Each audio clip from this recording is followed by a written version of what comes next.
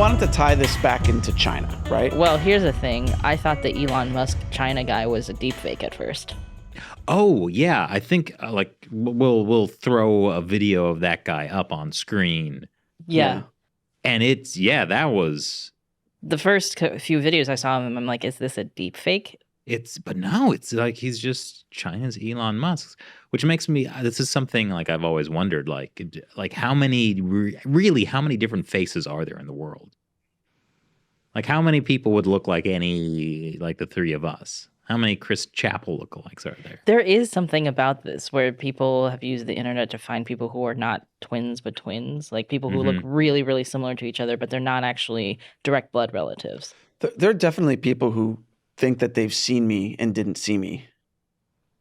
Like they saw someone else that looked like me. That could also be just a facial recognition problem. Yeah, I mean, but what's interesting with the Elon Musk lookalike is he's a Chinese guy. And Elon Musk is not Chinese, and so he's African American. Yes, he's a white African American, but like it just goes to show. Why'd you have to bring white and how race into it? Well, it's because it shows how little difference there is between the people of the world. I like that. Like we're all kind of the same, and the race stuff is very emphasized, but like it's not that big of a thing, and you can look alike across different races and. Like, we're also kind of all the same on the inside. When did Matt become the voice of, like, hope and optimism on the show? I have been away for too long.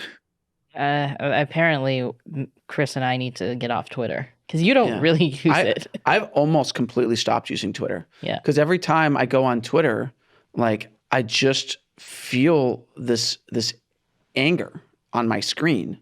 And I don't like that feeling. That really is the dividing line between the three of us. So heavy social media users, the man who is optimistic and happy. Well, I actually, like I said, I've cut down a lot. A few months ago, I bumped into another China journalist at the Oslo Freedom Forum, and she asked me how I was, which was, first of all, I was like, somebody's asking me how I am. Like, this is weird. And then I was like, oh, actually, I've stopped using Twitter. I've really cut down on my Twitter usage. It's made my life so much better. And she was like, oh, me too. And then we just bonded over, like, essentially quitting China Twitter. Wow. Yeah. And also, that was a face-to-face conversation. Those are rare. Yeah. Especially after COVID. I was also kind of weirdly nervous about it. Oh, I've heard that is like a thing that, like, after people have been under like lockdown for so long, people have had more social anxiety about like kind of getting back, like talking to people. Yeah, that was the first big event I went to post-COVID, essentially. I mean, fortunately for me, I never talk to people. I just talk at people. So it hasn't really affected me. Well, good for you. What? I wasn't paying attention to you. Exactly. But I was praising you. Didn't you hear those parts? Those, everything in life has like a pro and a con. Like the con is that I don't hear the praise. So Elon Musk and Twitter and China. I was waiting to get there. Yeah, we really went off tangent like right away. Yeah. Welcome to China Unscripted. That's right.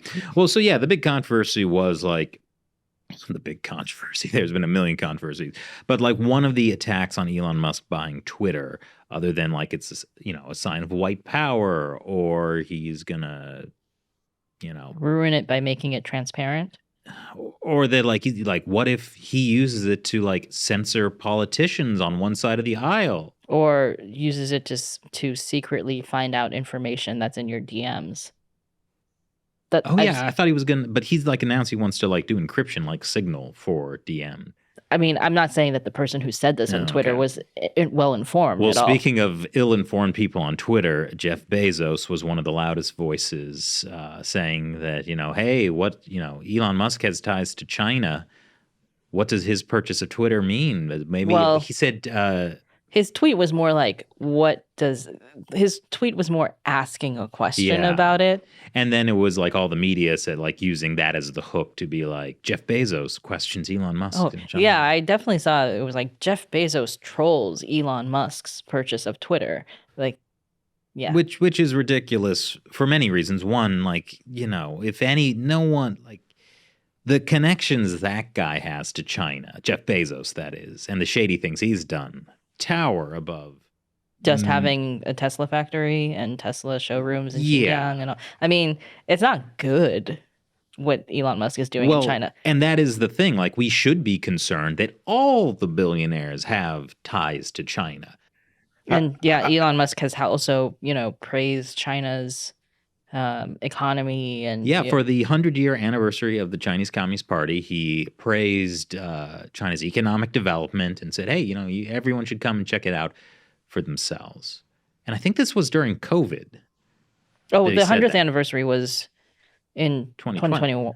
No, 2021. 2021. Oh, right. And so like that's even makes less sense. Like, how could anyone travel to China to see the prosperity? But Elon Musk definitely has a problematic relationship with China. Yeah. He's not unique in that. No. I mean, Jeff Bezos, Amazon's done a bunch of shady. Mm-hmm. That wasn't a swear. That was a mispronunciation. I actually meant to say shady. Mm-hmm. Let me apologize to all the children, the little children watching this Talking Heads show about China politics. Go on, Shelley. Of course, it would be me that accidentally swears. She's the dirty. Like, remember that time in the Hong Kong live stream? Yes, I said the F word accidentally. We were under a lot of pressure. And yet I managed not to swear. That's why you're the person on the show, and I'm usually not. Yeah. I remember my mom watched the live stream, the one that you swore in. Oh. Yeah. She made some comment about that to me. About, like, is Shelley supposed to swear? That would be kind of funny, though, if I was the only one who swore. But you are, though. Yeah. Twice in 8 years is hardly. Chris and I don't have the filthy mouth that you have, Shelley. That's right. I brush my teeth every day. So Jeff Bezos has done a lot of shady stuff in China. Like, Amazon has basically set up a special store within there to promote Chinese propaganda books, essentially. Like Xi Jinping's books, they deleted bad reviews of Xi Jinping's book on their platform. I mean, he owns the Washington Post, who for years published China Watch, that advertising insert from state-run China Daily. So hardly clean hands. Right, but it's every billionaire basically has ties to China. If you go down the list, right, you've got Bill Gates, and not just Microsoft, which he no longer runs, but his charity stuff has a lot of vested interest in China. You've got people like Michael Dell. Dell Computers has interest in China. Phil Knight from Nike has interest in China. The Koch brother, the Koch brother singular now has interest in China. Did one of them die? One of them did die. I didn't know about that. It's like, Michael Bloomberg, who ran for president, but also has like really heavy business interest. So it's every billionaire.